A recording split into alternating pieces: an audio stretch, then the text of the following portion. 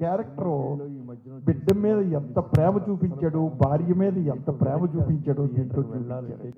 నిజంగా ఇవాళ చూస్తూ ఉంటే సినిమా నిజంగా కూడా అద్భుతమండి. అన్ని క్యారెక్టర్లో ఎమోషన్స్ బాగా డెవలప్ చేశారండి డైరెక్టర్. సూపర్గా డైరెక్టర్ చేయడం కాదు, ఆర్టిస్టులు పండించాలి అక్కడ, మేము చేయడం కాదు, స్క్రిప్ట్ సమాజాన్ని పండించారు వాళ్ళండి. పండించి ఈ రోజు థియేటర్లో అలాగ స్పెల్ బౌండ్ అయి చూశారు అందరూ కూడా నిజంగా కూడా. తర్వాత నేను ఊహించింది క్లైమాక్స్ ఏమిస్తాడు, ఇది బిడ్డ పోయి 10 రోజులైంది ఎలా పట్టుకోగలుగుతారు ఏంటిది అని అనుకునే ఆలోచనలో క్లైమాక్స్ తీసిన super Bandi heads of climax నిజంగా.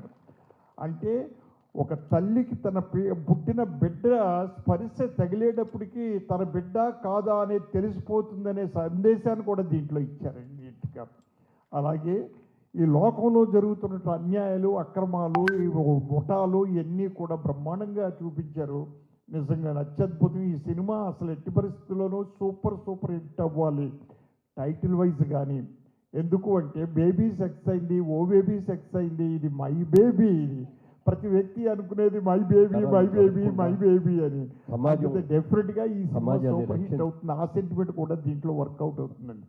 రెండో పాయింట్ స్క్రీన్ ప్లే ఎంత అత్యద్భుతంగా చేసిన స్క్రీన్ ప్లే. ఎవ్రీ సీన్ అలా మెలికలు పెట్టుకుంటూ వెళ్ళి తీసుకొచ్చాడండి స్క్రీన్ ప్లే. అసలు టోటల్గా సినిమా ఫీల్డ్లో సో ఏ కోణంలో చూసినా ఈ సినిమా మాత్రం సూపర్ హిట్ అవుతుందన్న నమ్మకం ఉంది. భగవంతుడి ఆశీస్సులు కూడా మా కొండేటి సురేష్ గారు మా ఊరోడు కాబట్టి కాలాన్ని మైమరిపించిన చిత్రం మై బేబీ.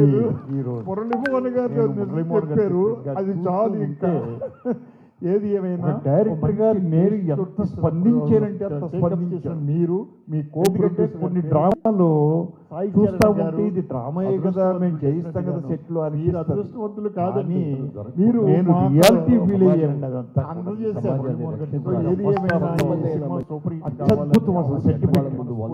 నేను సెకండ్ హాఫ్ లో కూడా కమర్షియల్